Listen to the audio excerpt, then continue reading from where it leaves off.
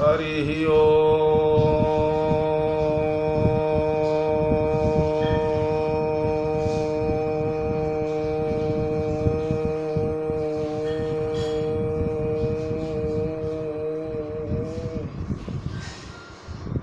श्रीमन्महागणाधिपतये नमः।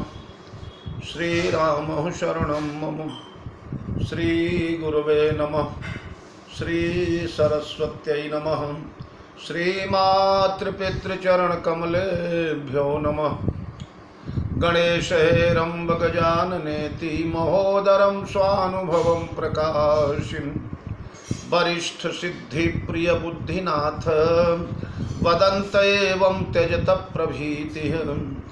ओम नमः परमहंसास्वादित चरण कमल चिन्मकरन्दाय भक्तजनमानस निवासाय श्रीरामचन्द्राय वन्दे विदेहतनया पदपुण्डरीकं कैशोरसौरभसमाहृतयोगिचित्तं हन्तुं त्रितापमनिशं मुनिहंससेव्यं सन्मानिशालिपरिपीतपरागपुञ्जम्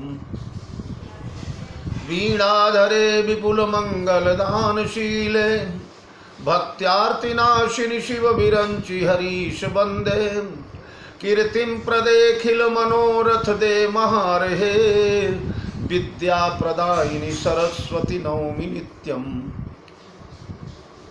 प्रभु समर्थ सर्वज्ञ शिव सकल कला गुणधाम योग ज्ञान वैराग्य निधि प्रणत कल्प तरुणाम अपने अपने घरन की सब काहू को पीर तुम ही पीर सब घरन की धन्य धन्य रघुवीर खलदल मन दावाय नल राम श्याम घन मोर रोम रोम में वज्र बल जय केसरी किशोर जय कविता के गगन दिवाकर ज्ञान भक्ति के विमल प्रकाश पारिजात के पुष्प आप हो जय गोस्वामी तुलसीदास श्री गुरु चरण सरोज रज निज मन मुकुर सुधारि बरनौ रघुबर विमल जस जो दायक फलचारि सियावर रामचंद्र की जय। श्री हनुमान जी महाराज की जय। श्री गोस्वामी जी महाराज की जय।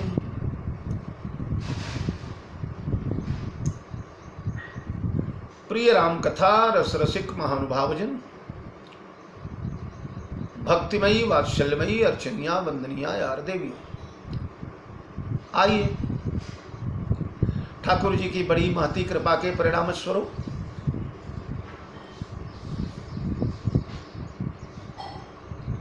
भगवान ने ऐसा विवेक दिया, बुद्धि दिया, प्रेरणा दिया कि लॉकडाउन के काल में निरर्थक बैठने के बजाय कुछ न कुछ ठाकुर जी की सेवा होती रहे।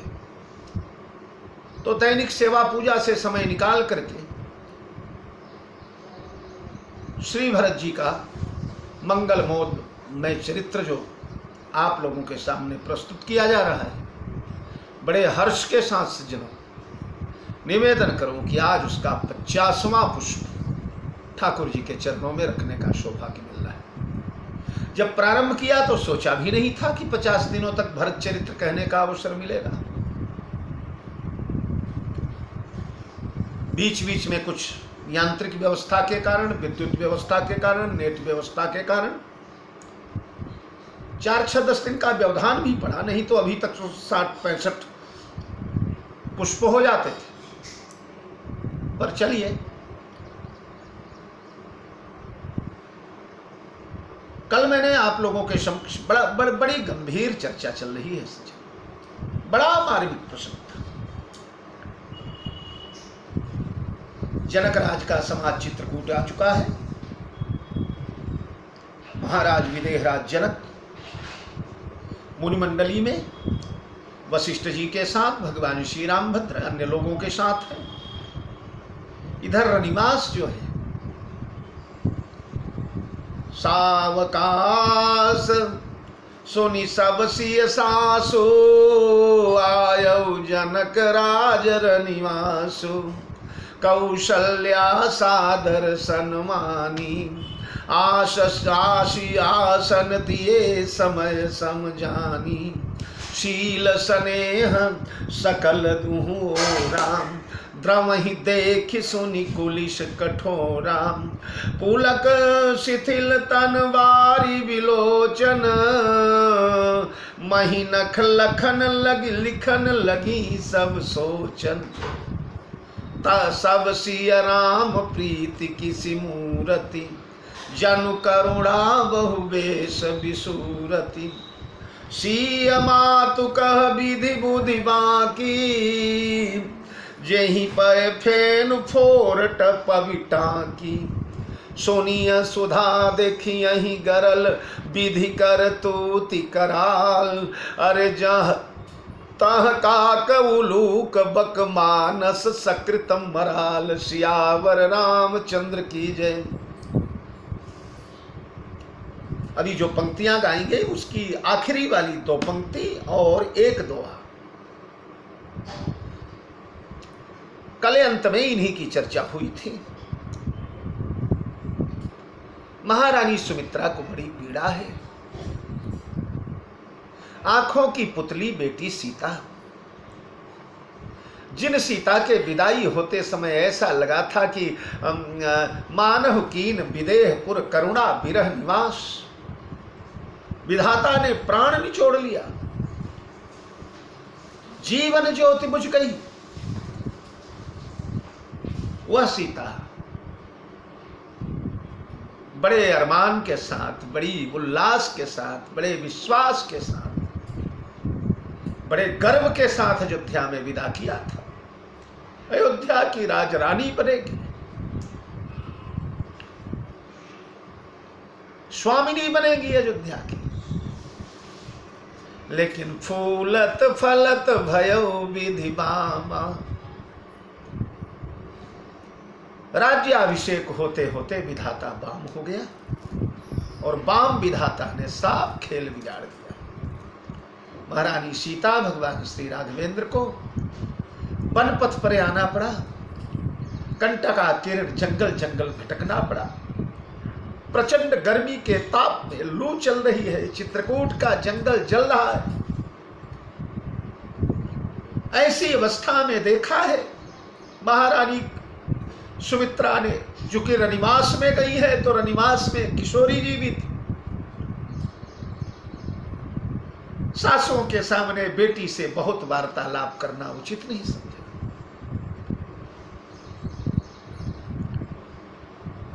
महारानी कौशल्या जी ने आसन दिया, वार्तालाप शुरू हुआ और विधाता को माध्यम बनाया महारानी सुनैना ने। ये विवेक देखिए, ये ज्ञान देखिए, ये बड़प्पन देखिए, ये वाक चातुरी देखिए। हृदय में तो गुबार भरा हुआ है, पीड़ा भरी हुई है, वेदना भरी हुई है, क्रोध भी भरा है थोड़ा बहुत। उसे प्रकट किया कैसे जाए? ये समधिन है, वर पक्ष की समधिन है, प्रत्यक्ष इन्हें कुछ बोला नहीं जा सकता। विधाता को माध्यम बनाया और जे ही पय फेन फोरी पविटा की। बाहरे विधाता, तूने दूध के फेन को फोड़ने के लिए टाकी का प्रयोग कर दिया। चक्रवर्ती महाराज दशरथ ने कैकेयी के समक्ष एक बात कहा था, पुनि पछितई हसी अंत भागी, हरे मारे सिगाई नहारू लागी। बस दोनों में भाव करीब करीब वही है।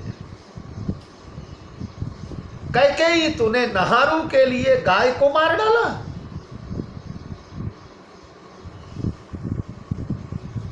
नहारू कहते तात को, तात जो बनती है, तो तात जैसी तुच्छ के चीज के लिए ये राज्याभिषेक तात है। इस राज सत्ता रूपी तात के लिए तूने राम रूपी गाय पर कुल्हाड़ी चला दिया, सीता रूपी गाय पर तेरी बर्छी चल गई। या कई लोग कहते हैं कि नहारू यानी सिंह, तूने सिंह के लिए गाय मार दिया। अरे कैकेयी, किसी की मारी हुई गाय को सिंह नहीं लेता। सिंह यानी भैया भरत, उस भरत के लिए तूने गौ हत्या किया, वह सिंह तेरे इस उच्छिष्ट आहार को नहीं ग्रहण करेगा कैकेयी। तो मारे सी गाय नहारू, बस वैसे ही जैसे नहारू के लिए गाय को मारा या तात के लिए गाय को मार डाला जाए, इतना बड़ा अपराध इतनी छोटी चीज के लिए। तो इतनी छोटी चीज, दूध का फेन, वो फेन जो केवल श्वासों से टूट जाता है, हवा से टूट जाता है, उसके लिए तूने वज्र के कुल्हाड़ी का प्रयोग कर डाला। केवल कह देती थी राम राजा न बने तो सब हो जाता। कल मैंने विस्तार से बताया। फिर सुनिए, सुधा देखिए गरल, विधि करतूति कराल।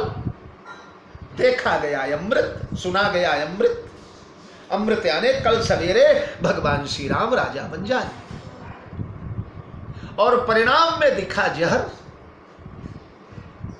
विषम विष दागे,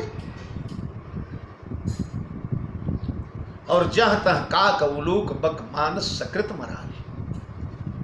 कौआ उल्लू बगुले जहां तहां मिल जाते हैं। तीनों उपमाएं कल मैंने कैकेयी में ही घटाया था। और अगर चाहे तो ये तीन उपमाओं के तीन पात्र भी हो सकते हैं। देवराज इंद्र, देवता लोग जिन्होंने सरस्वती को प्रेषित किया, ये देवता कौआ, काक समान पाक रिपुरीति, छली मलीन कतहु न प्रतीति। तो ये कौआ है, स्वार्थी हैं, छली हैं, मलिन हैं, किसी पर विश्वास नहीं करने वाले, केवल अपना कार्य साधक।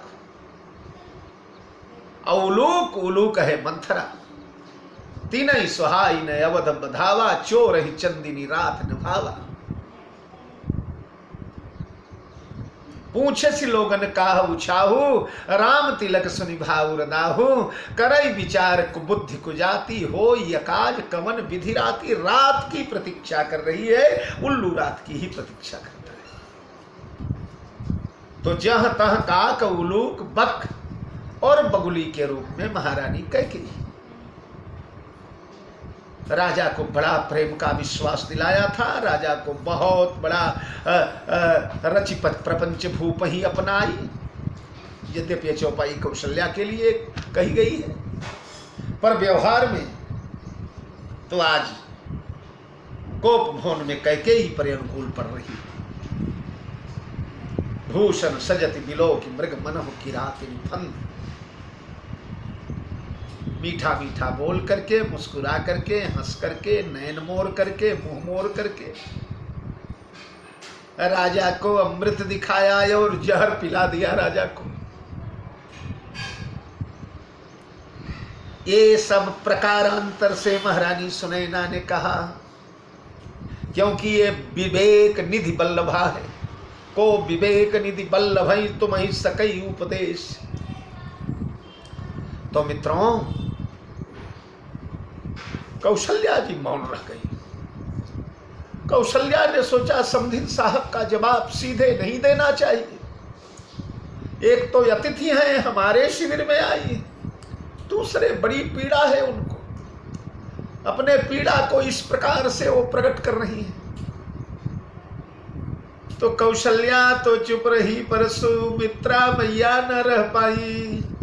और जिस शैली में, जिस गहराई से, जिस पांडित्य से, जिस विद्वता से, जिस चतुरता से महारानी सुनैना ने अपनी बात रखा है, बस वही चतुराई का प्रयोग, वही विद्वता, वही पांडित्य सुनैना जी प्रकट कर रही। सुनैना कहने लगी, सोनी सा सोच कह देवी सुमित्रा, अरे विधि गति बड़ी विपरीत विचित्रा, जो श्री जी पालई हरई बहोरी, बाल केली सम विधि मति भोरी।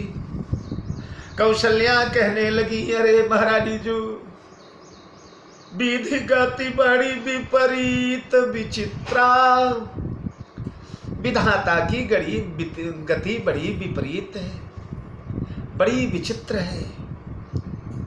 मानव की बुद्धि वहां नहीं काम कर पाती। हम लोगों के सोचने की एक सीमा है, उस सीमा से बहुत ऊपर विधाता की गति है। कैसी भी विधाता की गति है।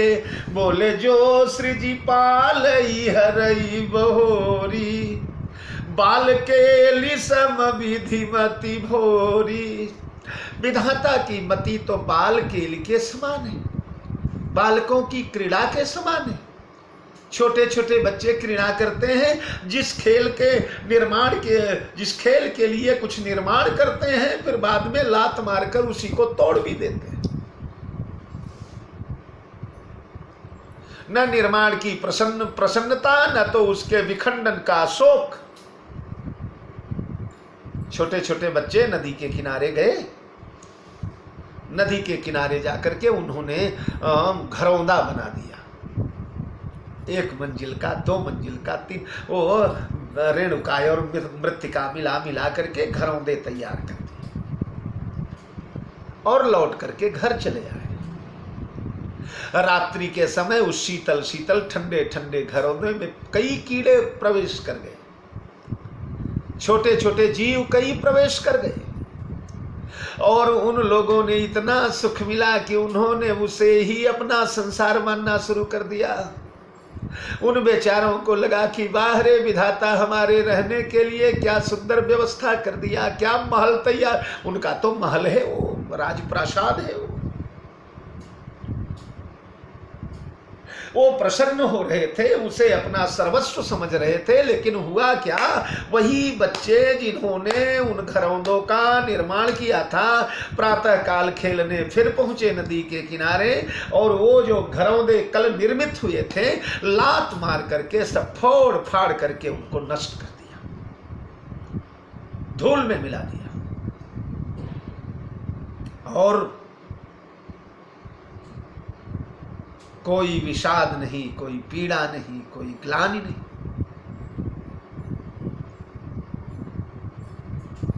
बिल्कुल निरपेक्ष। ऐसे ही विधाता है। विधाता जो श्री जी पालई हरई बहोरी,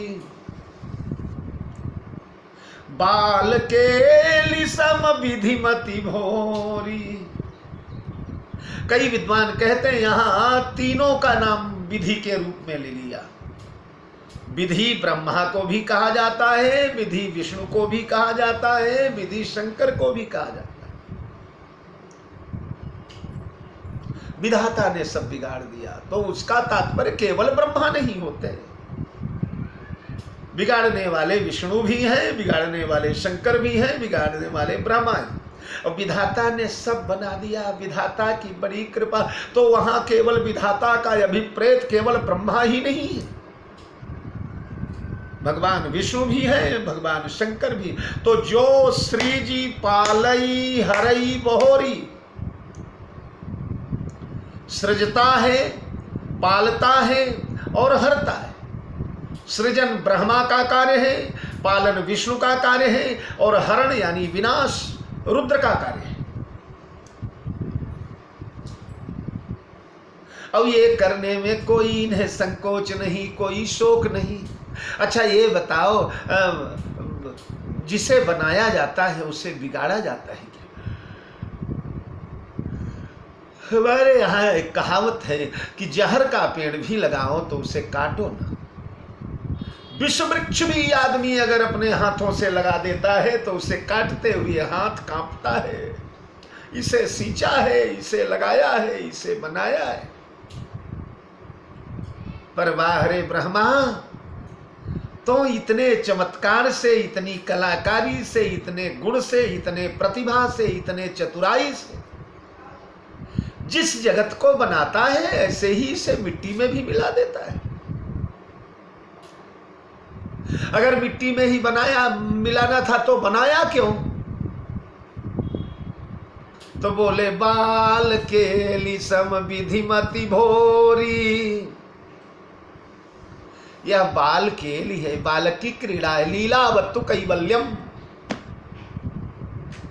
यह जगत परमात्मा का रंगमंच है और इस रंगमंच पर भगवान नाना प्रकार की लीलाएं करते हैं। उन लीलाओं में निर्माण भी होता है तो विनाश भी होता है, सर्जन भी होता है तो विसर्जन भी होता है। तो मित्रों, महारानी सुमित्रा ये जवाब दे रही हैं, विधि गति बड़ी विपरीत विचित्रा। ये सखी जो आप कह रही हैं, जेही पविफेन फोर, जेही पैफेन फोर पविटा की, दूध के फेन को वज्र के टांकी से विधाता ने फोड़ दिया। तो हमारी तुम्हारी दृष्टि में गलत हो सकता है, हमारी तुम्हारी दृष्टि में दूध के फेन को वज्र की टांकी से नहीं तोड़ना चाहिए, पर विधिगति बड़ी विपरीत विचित्रा, विधाता के लिए वह फोड़ना क्या क्या समस्या है? वो चाहे फूंक से फोड़ दे। अच्छा ये बताओ, जगत का विनाश ही करना है तो जगत तो अपने आप मर जाता है। हम पैदा होते ही मरने के लिए, जातस्य ही ध्रुवो मृत्यु ध्रुवो जन्म अमृतस्य च। तो फिर भगवान दुनिया भर के उत्पात करके क्यों मारते? शनैः शनैः जब हम मृत्यु के मुख में प्रविष्ट ही हो रहे हैं, तो फिर उल्कापात कर देना, वज्रपात कर देना, बड़े बड़े भूकंप ला देना, बड़ी बड़ी सुनामियां ला देना, बड़े बड़े कोरोना ला देना, इसकी क्या आवश्यकता थी? पर ये उनकी लीला है। बच्चे ने घरौंदा बनाया, घरौंदे को कैसे नष्ट करेगा बच्चा, वो बच्चे पर निर्भर करता है। चाहे तो बंदूक की गोली मार करके घरौंदे को तोड़ डाले, चाहे तो लाठी मार करके तोड़ जाए, चाहे लात मार करके तोड़ डाले, अब चाहे तो ना तोड़े, अपने आप ही घरौंदा एक न एक दिन तो गिर ही जाएगा। इसलिए विधि गति बड़ी विपरीत विचित्र, अपने अर्थों से विधाता के गति को नहीं मापना चाहिए। हमारा पैमाना अलग है और उस विराट का पैमाना अलग है। जगत नियंता जगदाधार का पैमाना अलग है। इसलिए महारानी जी, विधाता पर दोष नहीं देना चाहिए, क्योंकि जो सृजी पालई हरई बहोरी, उसने सृजन किया है, उसी ने हरण कर लिया। बाल के लिसम विधिमत, विधाता की मति बच्चों के क्रीड़ा जैसी। धन्य हो सुमित्रा मैया। सुनैना जी ने तो विधाता के बहाने कैकेयी पर आरोप लगाया था, पर सुमित्रा जी बिल्कुल विशुद्ध विधाता की बात कर रही। वहां कैकेयी के प्रति कोई द्वेष की दुर्गंध भी नहीं है सुमित्रा के बच्चे।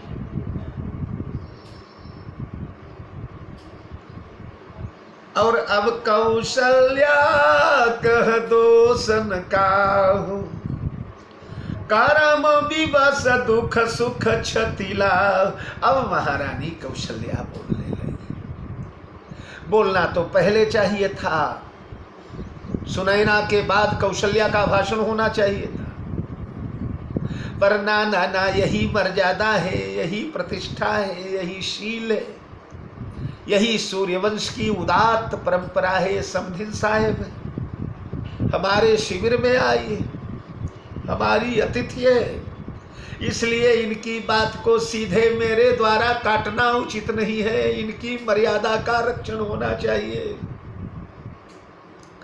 तो सुनैना के बोलने के बाद कौशल्या महारानी नहीं बोली, लेकिन जब सुमित्रा बोल उठी तब कौशल्या बोली। क्यों? इसलिए कि देखने में ऐसा लगना चाहिए कि सुमित्रा का जवाब दे रही है कौशल्या, सुनैना का जवाब नहीं दे रही।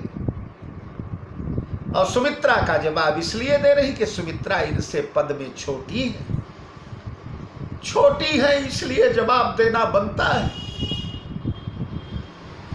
तो मानो सुमित्रा के शब्दों में संशोधन कर रही है सुमित्रा, और संशोधन तो रानी सुनैना के भाव का हो रहा है, पर प्रगट जगत के सामने सुमित्रा के भाव का संशोधन हो रहा है। रानी कहती है नहीं नहीं सुमित्रा बहन, किसी पर दोषारोपण नहीं करना चाहिए, विधाता भी दोषारोपण लायक नहीं है। क्यों? बोले कर्म भी बस दुख सुख क्षति लाभ, दुख सुख लाभ हान ये सब मनुष्य के कर्म के वशीभूत होते हैं।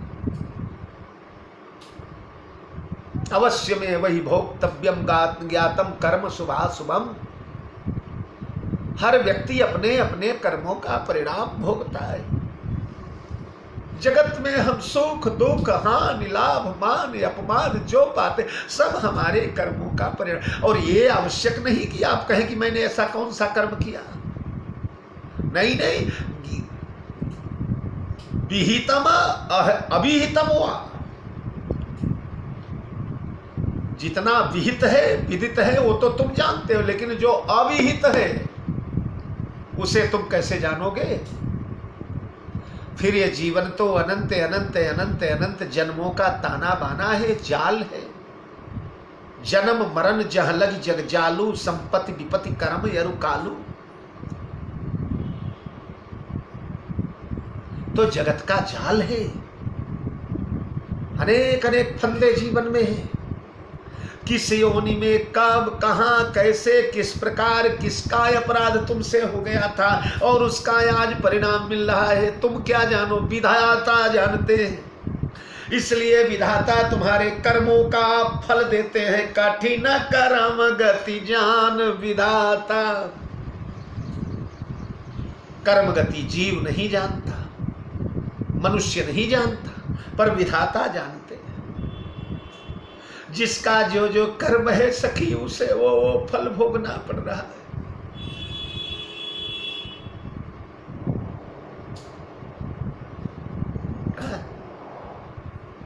चक्रवर्ती सम्राट ने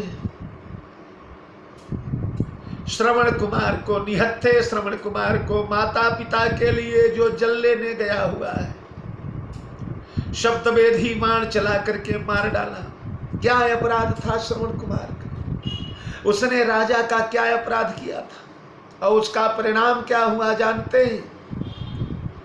परिणाम ये हुआ कि चक्रवर्ती महाराज को श्राप मिल गया शांतवन ऋषि का, श्रवण कुमार के पिता का।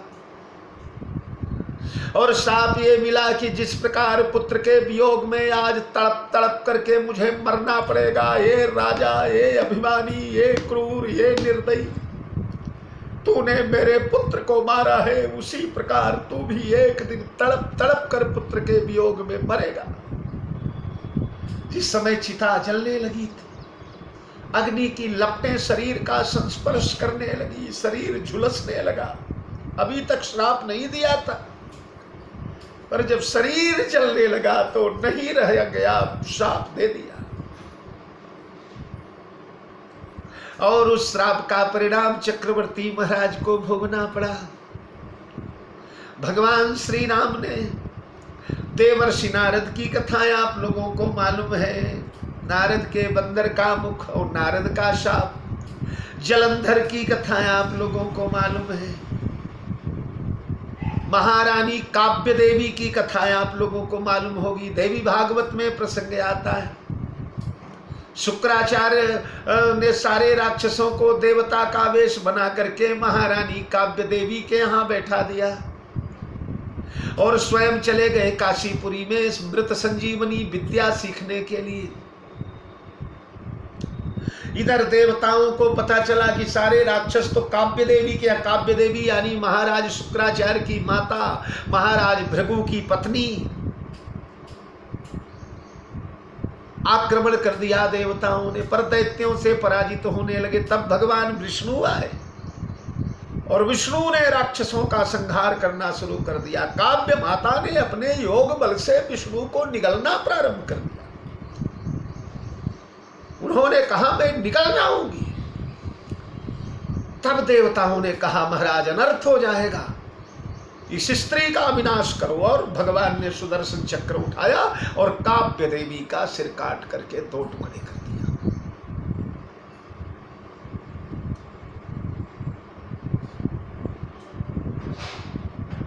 महाराज भृगु आए, पत्नी को लेकर गोद में फूट फूट करके रोए महाराज भृगु। और महाराज भृगु ने श्राप दे दिया भगवान को, जिस प्रकार मुझे पत्नी के विरह में आज रोना पड़ेगा, उसी प्रकार तुम भी पत्नी के वियोग में रोओगे। और बाद में महाराज भृगु ने अपने तपोबल से काव्य माता को जीवित बना लिया, लेकिन श्राप तो मिल गया भगवान। यही भगवान राम अपने पूर्वावतार में परशुराम बन करके मैया रेणुका का शिरच्छेदन किए। राम विजय में आता है, राम विजय ग्रंथ में वही रेणुका बन करके कैकेयी आई और उन्होंने भगवान श्री राम से पूरा हिसाब किताब चुकता कर लिया। एक पद्म पुराण की भी कथा विद्वानों ने सुना होगा। पद्म पुराण की किशोरी जी के उपवन में पुष्प वाटिका में एक तोता और एक तोती आए। प्रेम से वो भगवान की कथा करते हैं, प्रेम से भगवान की वाल्मीकि रामायण के आश्रम, वाल्मीकि महर्षि के आश्रम से उड़ करके आए, दिव्य रामचरित्र सुनाते हैं। सीता मैया ने सोचा इस तोती को मैं पकड़ लूं, और तोती को पकड़ करके पिंजरे में बंद कर दिया। तोते ने बड़ा आग्रह किया, छोड़ दो मेरी प्रिया को, छोड़ दो। सीता ने कहा ना, मैं इससे कथा सुनूंगी राम। यह राम कथा सुना, पद्म पुराण की एक कथा है मित्रों, और आनंद में भी आई, आनंद रामायण में भी यह कथा आई।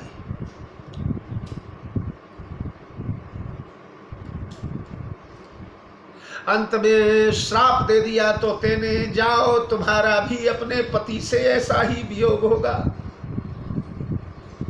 तो ये सारे कर्मों का ताना बाना है महारानी जू, केवल एक जीवन का नहीं। जान समय शरद ऋतु खंजन आए, पाई समय जिम सुकृत सुहाए। मनुष्य का सुकृत या मनुष्य का कुकृत, सुकर्म या कुकर्म, ये समय आने पर वो फलीभूत हुआ करते।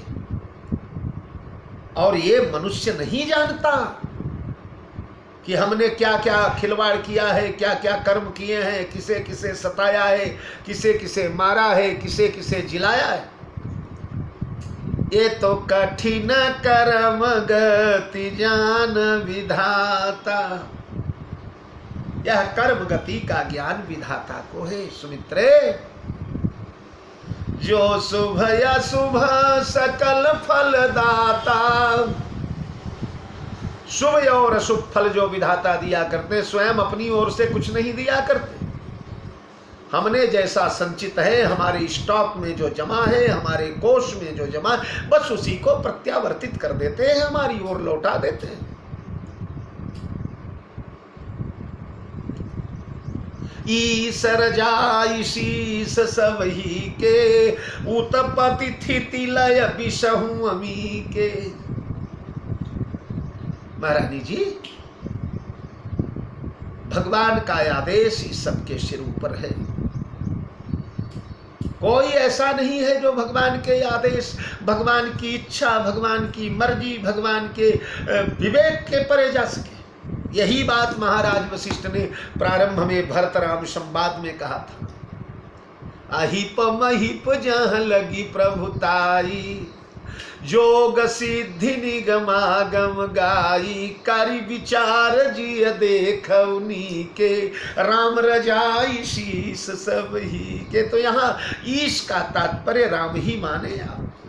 ईश्वर जाई शीस सब ही के, उत्पत्ति स्थिति लय विषहु अमी के। भगवान की का आदेश ही सबके ऊपर सर्वोपरि है। उत्पत्ति स्थिति लय। उत्पत्ति माने प्रकट करना, स्थिति माने स्थिर करना, पालन करना, और लय माने विनाश कर देना। पर इसके ऊपर भी भगवान की रजायश है। अगर भगवान का आदेश हो जाए तो उत्पत्ति की जगह लय हो सकता है, और लय की जगह उत्पत्ति हो सकती है, पालन की जगह विनाश हो सकता है।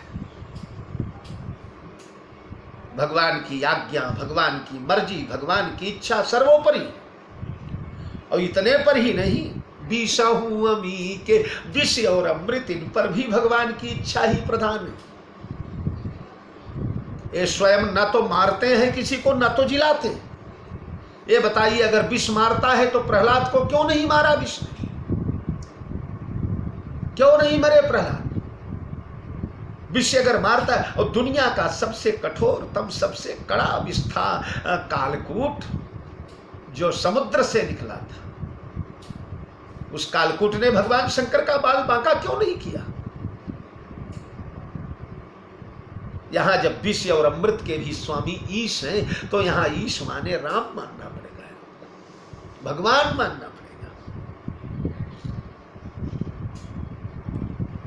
भगवान शंकर ने जिस समय जहर उठाया है मुंह में डालने के लिए, हृदय में भरा हुआ है राम, और ऊपर से गया विष, विष और नीचे से निकला राम। यही गले पर दोनों टकरा गए। विष और राम जब एक में मिले तो क्या बनता है? साहित्य के विद्वानों को मालूम होगा, विश्राम बन गया। पायो परम विश्राम, राम समान प्रभु नाही कहूं। विष विश्राम बन गया भूत भावन को। हृदय में भरा हुआ है भगवान का रूपामृत, और वाणी में भरा हुआ है भगवान का नामामृत। नमामृत, नामामृत और रूपामृत के बीच में बेचारा जहर सैंडविच बन गया, न उधर जा पाया न उधर निकल पाया। वैसे भी ये केमिस्ट्री का सिद्धांत है कि किसी वस्तु की का विरोधी तत्व, विरोधी वस्तु ऊपर नीचे दोनों तरफ हो जाए तो वह वस्तु अपना प्रभाव त्याग देती है। आग के ऊपर और नीचे पानी हो जाए तो आग बुझ जाएगी, पानी के ऊपर नीचे आग हो जाए तो पानी जल जाएगा। तो नीचे भी अमृत है, ऊपर भी अमृत है, बीच में जहर निष्क्रिय हो गया। चलो, वो तो ईश ही है, शंकर जी का नाम ईश ही है। नमामि शमीशान भय ईश मन क्रोध विषेक। वो तो भगवान कोटि में है, भगवत्ता की कोटि में। जीव कोटि में प्रहलाद, प्रहलाद को शंखिया जहर खिलाया गया। बालवा का, अरे छोड़ो, प्रहलाद तो सतयुग के हैं। आज के युग में, हमारे कलयुग में मीराबाई ने विष पिया कि नहीं पिया? आता था जहर का भरा हुआ कटोरा पर, उसमें वो सुधा सुखधाम देख लेती थी। नागों का पिटारा भिजवाया नीच राणा ने, किंतु वह ललित ललाम देख लेती थी। कितने हथकंडे अपनाए गए मीरा पर, लेकिन वह सुबह और शाम देख लेती थी। कौन सा मीरा भला मीरा थी, लगाए हुए आंख बंद करके घनश्याम देख लेती थी। तो पाती थी तिलय विषहु अमी के। जहर कुछ बिगाड़ा? हनुमान जी महाराज लंकिनी के सुरसा के मुंह में प्रविष्ट हो गए। नागिन के मुंह में तो जहर ही भरा रहता है, कुछ बिगाड़ा?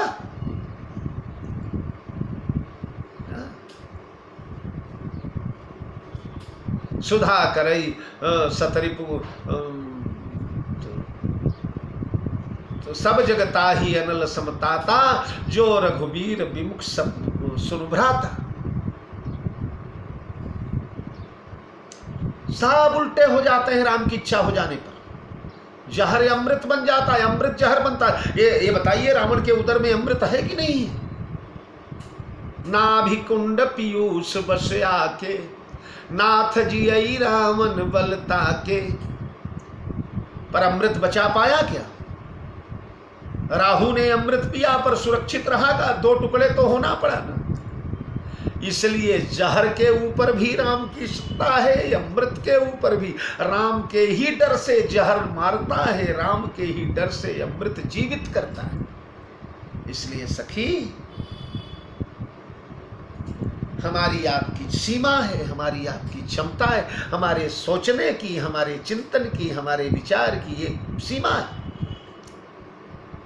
देवी मोह बस सोचिय वादी, विधि प्रपंच यस अचल अनादि। ए देवी, हम लोग अपने अपने मोह के अनुसार भी लाभ हानि और शुभ अशुभ का अर्थ लगाते रहते हैं। यह तो विधि का प्रपंच है, और विधि प्रपंच यस अचल अनादि। हम लोग जो है अचल अनादि नहीं है, हम लोग परिवर्तित होते रहते हैं, बदलते रहते हैं। उस जन्म में जाकर इस जन्म का कुछ भी भान नहीं, कुछ भी याद नहीं। इसलिए अनादि और अचल हमारा रहना भी कोई काम का नहीं। पर विधाता का प्रपंच तो, और विधि प्रपंच का तात्पर्य यह कि सृष्टि के प्रलय हो जाने के बाद भी विधि प्रपंच निरंतर चलता रहता है। इसमें नई कौन सी बात है सखी? ये जो कहा गया है काक उलूक बक मानस कृत मराल, तो विधाता के प्रपंच में ये अनादि सृष्टि है। कौए, बगुले, उल्लू, हंस आज नहीं पैदा हुए। हमारा आपका व्याख्यान जब प्रारंभ हुआ तब नहीं पैदा हुए। ये भी अचल अनादि हैं। जब से सृष्टि बनी तभी से कौए हैं, तभी से हंस हैं, तभी से उल्लू हैं। इसलिए मोह के कारण हम लोग अपने अपने अर्थ लगाते हैं। ये कौशल्या माई का प्रवचन है। बाहरे, जिस मैया ने राम को जन्म दिया है, सबसे ज्यादा लुटी है कौशल्या, और सबसे ज्यादा गंभीर का प्रदर्शन कौशल्या कर रही है।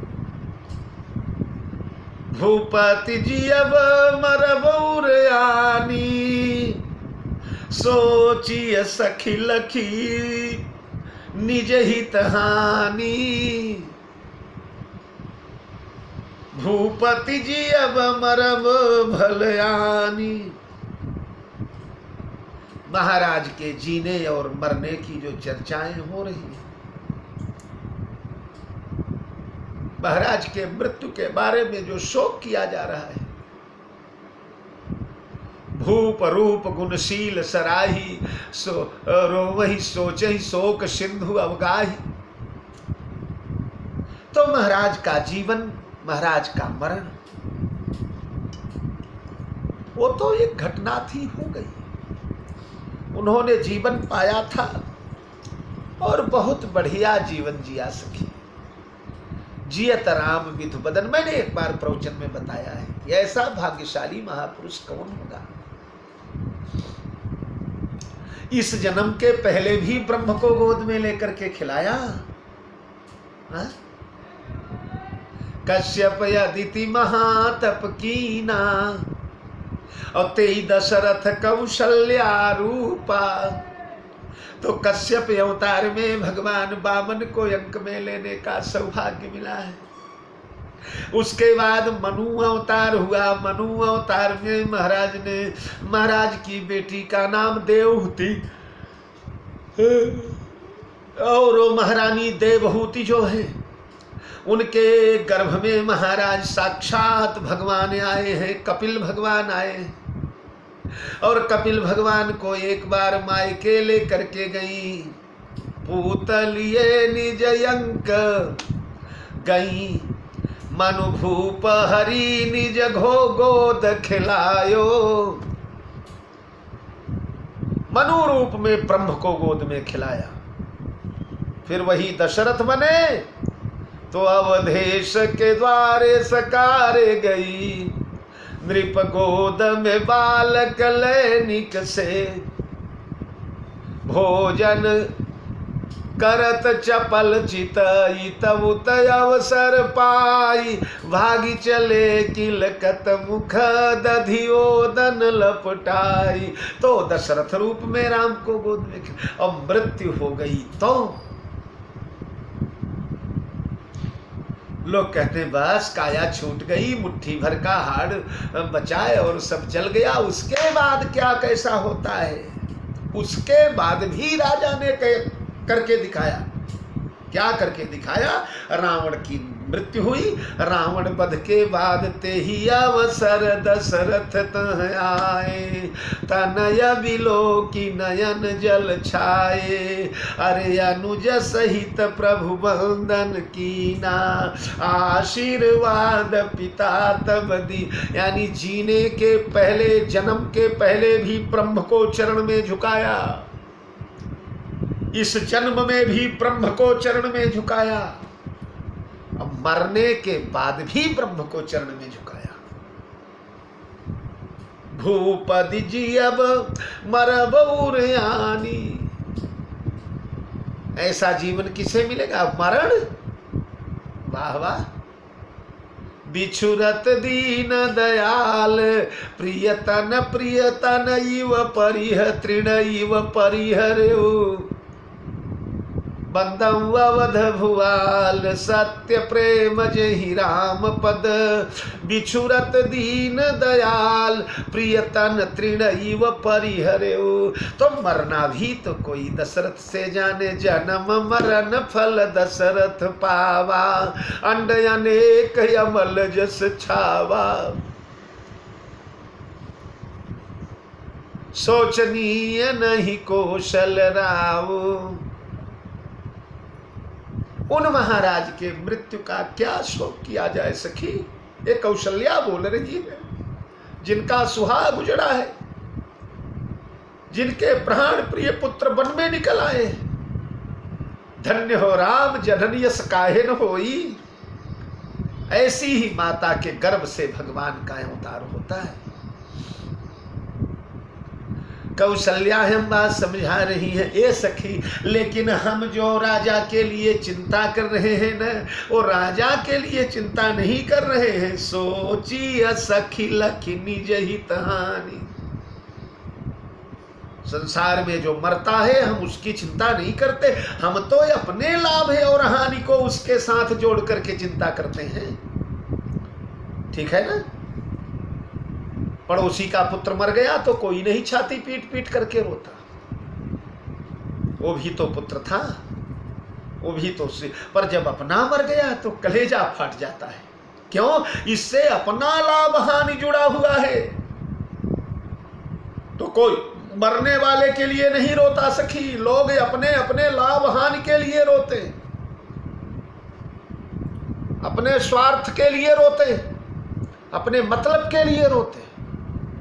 हम लोगों का महाराज से संबंध था, महाराज के द्वारा हमें सुख मिलता था, पोषण करते थे, रक्षण करते थे, स्नेह देते थे। हम उस स्वार्थ के लिए रो रहे हैं सखी। ये रुदन हमारा स्वार्थ है। वाह, ये वचन सुनकर सुने ना मैया का सारा सारा शोक छू मंतर हो गया, बल्कि सकुचा गई। सुनैना को लगा कि कितने ऊंचे धरातल पर महारानी कौशल्या बैठी, मन ही मन चरणों में माथा झुक गया। धन्य हो राम जननी। समधिन साहब, इतना गंभीर, इतना बड़प्पन, इतनी उदारता, इतना नीरक्षीर विवेक। सर्वस्व उजड़ चुका है, सुहाग चला गया है, पुत्र चला गया, पुत्र वधू चली गई, और ऐसा उपदेश आपके ही मुंह से शोभा देता है।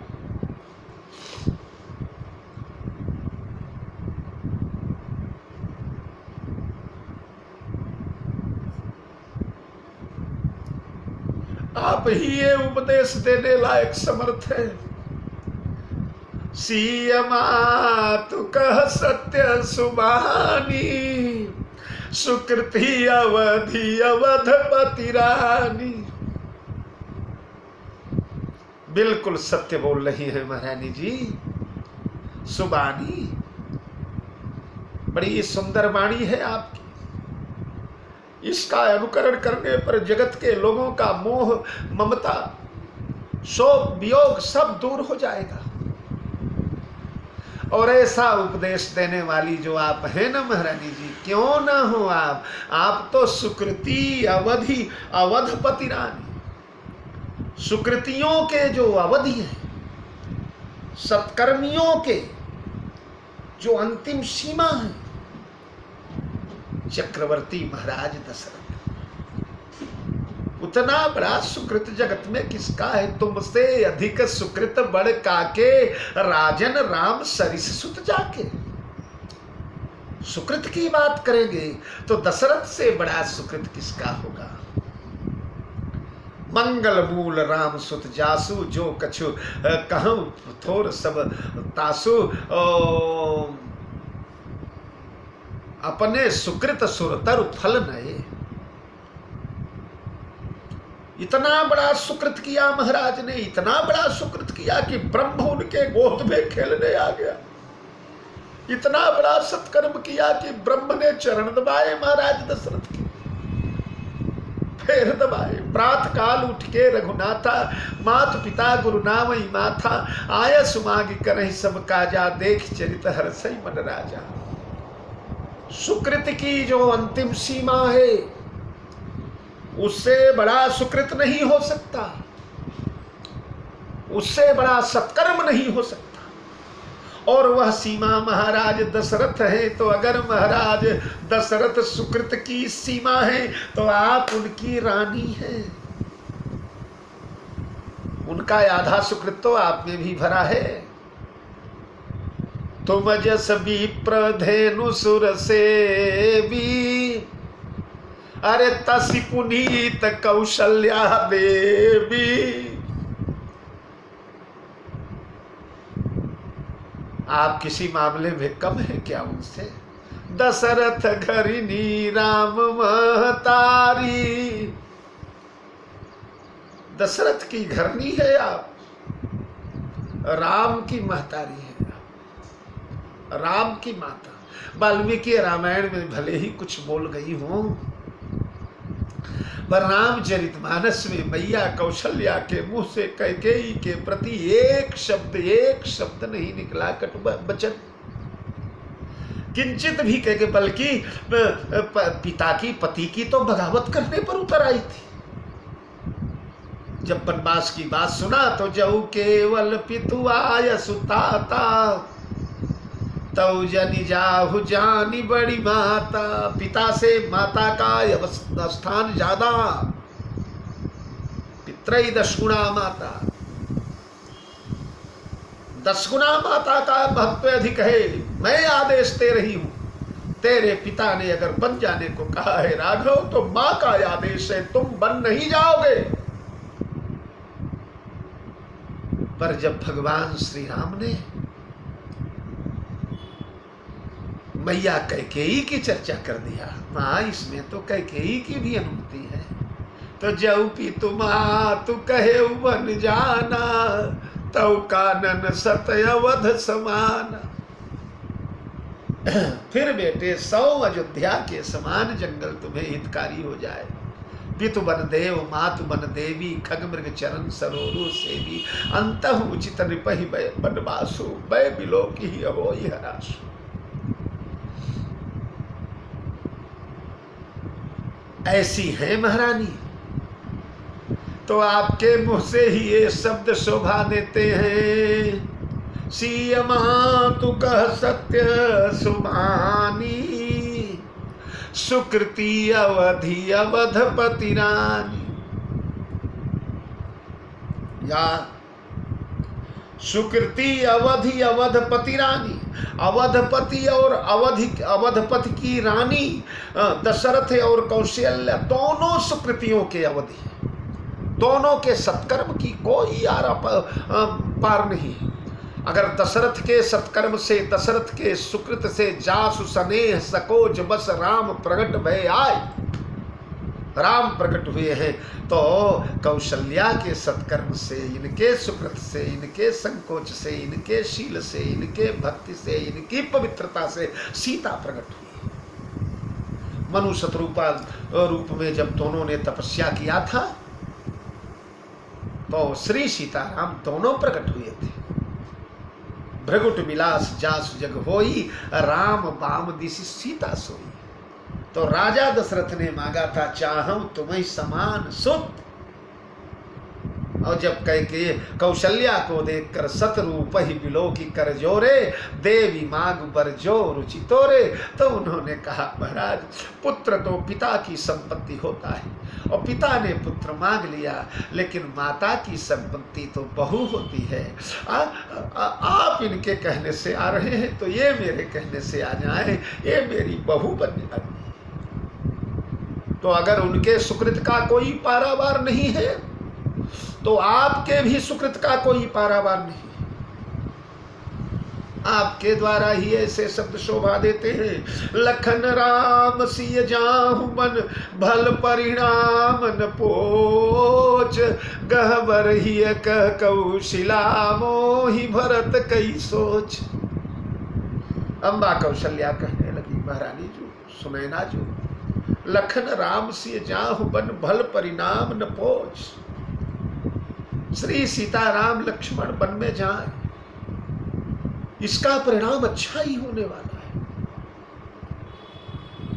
यह सब जाग बलिक कही भाखा देवी न होई, कही राखा देवी न होई मुधा मुनि भाखा। कई बार गुरुदेव ने, कई बार नारद ने, कई बार याज्ञवल्क ने, कई बार बड़े बड़े ऋषियों ने मुझे ये बता दिया, राम का वनवास अवश्य भावी था। अब इस वनवास से किसी की क्षति नहीं होगी, भल परिणाम, इसका परिणाम भल होगा। धरती का भार उतरेगा, निशाचर मारे जाएंगे, राम यश की पताका फहराएगी, सूर्य वंश अमर हो जाएगा, युगों युगों तक यह गाथा गाई जाएगी। उसी के साथ हम भी अमर हो जाएंगे, महाराज भी अमर हो जाएंगे, अयोध्या भी अमर हो जाएगी, और लखन और सिंह भी अमर हो जाएंगे। सीतायाश्चरितम महत्। वाल्मीकि तो कहते हैं मेरे रामायण में महत्ता सीता के चरित्र की है। सीता चरित्र सबसे महान है, सबसे श्रेष्ठतम है। अब लक्ष्मण तो पूछना ही क्या, लाल लोने लखन बिनु न सुललित लागत नाय। अगर राम के साथ लक्ष्मण नाम न लिया जाए तो राम नाम अच्छा नहीं लगता। किसी मंदिर में अगर राम जी की मूर्ति हो, बगल में लक्ष्मण न खड़े हो तो मूर्ति रोती रोती लगती है। तो तीनों के लिए ये परिणाम ही अच्छा होगा सखी। सीता का भी यश बढ़ेगा, राम का भी यश बढ़ेगा, लक्ष्मण का भी यश बढ़ेगा। लेकिन महारानी जो, मिथिलेश्वरी जो, मुझे तो गहबर ही कह कौशिला मोहि भरत कई सोच। मुझे तो मेरे भरत की सोच बहुत सता रही है। महाराज ने बार बार मुझे एकांत में कहा था, कौशल्य मेरे राम की चिंता न करना, मेरा राम मणि है, जाय दीख रघुवंश मणि नरपति निपटि कुशाज। मणि कितना भी आंधी आवे, कितना भी तूफान आवे, मणि जो है निरापद रहता है, उसका कुछ नहीं बिगड़ता। लेकिन मेरा भरत जो है बार बार मोहि कहे महीपा, जानिए सदा भरत कुल दीप। मेरा भरत दीपक है कौशल्या, इस दीपक पर आंधी न लगने पावे, हवाओं का झोंका न लगने पावे, बचा के रखना इसको। तो महारानी मुझे डर ये लग रहा है कि 14 वर्ष में महाराज ने तो मुझे धोखा दे ही दिया, कहीं मेरा भरत भी धोखा न दे दे।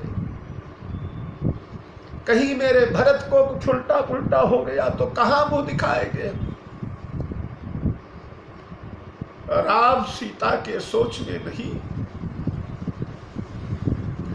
भरत के सोच में कौशल्या रो रही, और यह रुदन सुनकर अवाक रह गई महारानी सुनैना। धन्य हो दशरथ घर, धन्य हो रघुवंश भामिनी, अवधेश की पट्टमहिषी, आपसे ही ऐसे शब्दों की उम्मीद थी। और सज्जनों, रनिवास की चर्चा चल ही रही है, कल भी यह रनिवास की चर्चा चलेगी। अब हम लोग 50 के ऊपर चले, उत्तरार्ध आ गया है इस कथा जीवन का, और भगवान करे कि इस कथा का शतक लग जाए। मैं चाहूँगा कि भरत चरित्र, अभी भरत चरित्र हमारा बड़ा शेष है। मैंने तो भरद्वाज आश्रम से भरत चरित्र लिया है ना, नाना के घर से भरद्वाज आश्रम तक सब भरत चरित्र बचा। देखो जैसा भगवान की इच्छा होगी, ईश्वर इच्छा बलियसी। बहुत बहुत साधुवाद। जय जानकी जीवन। कल फिर मिलेंगे।